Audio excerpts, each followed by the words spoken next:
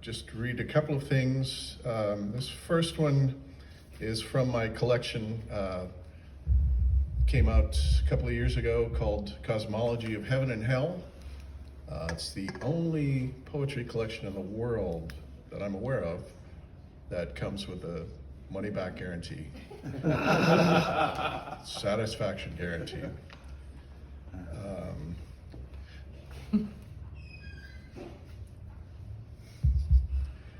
This is called Stooges' Apotheosis.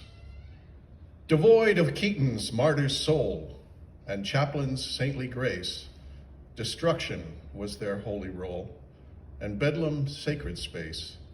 In overalls or cummerbund, no matter what the trappings, they were divine impostors from the bungled heart of things.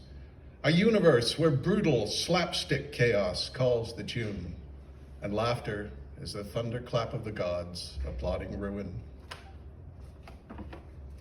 Thank you. Back in the, thank you, back in the, thank you. Back in the 1950s, there was a phenomenon called atomic bomb tourism.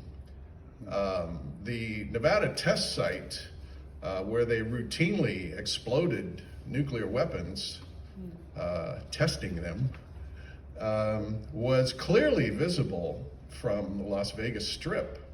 And so the casinos, always having an eye out to make a buck, started offering, tourist group rates, best views of the explosions.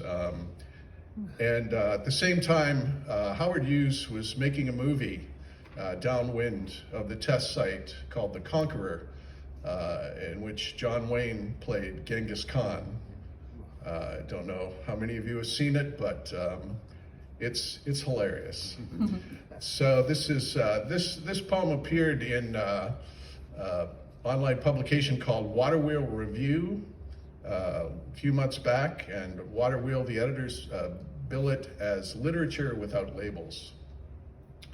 The Conqueror, the horse opera starring John Wayne as Genghis Khan, miscasting so riotous, there aren't enough rotten tomatoes in the tomato-picking world to launch at the screen. A bomb shot downwind of a nuclear test site at a time when A-bomb tourism was exploding, when Las Vegas casinos hawked spectacular views of neon-bright mushroom clouds and doomsday midnight gamblers caroused away the countdown to a sunburst nuclear dawn on government assurance it was safe.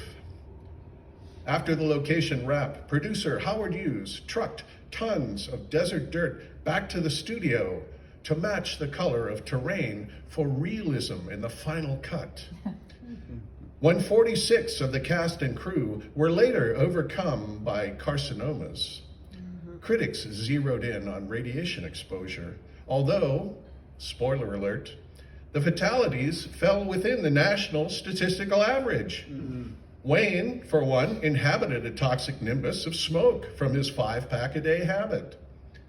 Hughes, it was whispered, past his reclusive years, pent up in his penthouse under a cloud of guilt from his decision to shoot at those hazardous sites, buying up every print of the film to keep it locked away and viewing his epic obsessively in his desert inn hermitage, while Wayne went on to greater triumphs, vanquishing malignancy in his lungs before losing his battle with stomach cancer. Thank you.